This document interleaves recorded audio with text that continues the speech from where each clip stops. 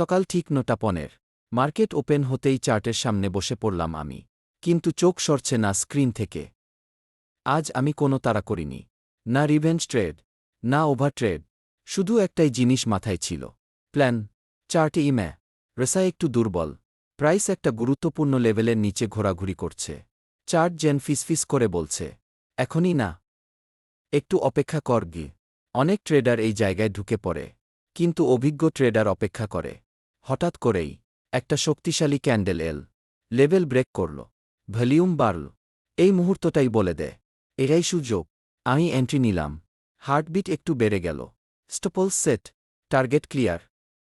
সাবস্ক্রাইব করুন ওয়াচ নাও, কারণ এখানে ট্রেডিং মানে শুধু টাকা নয়, এখানে ট্রেডিং মানে ভবিষ্যৎ তৈরি।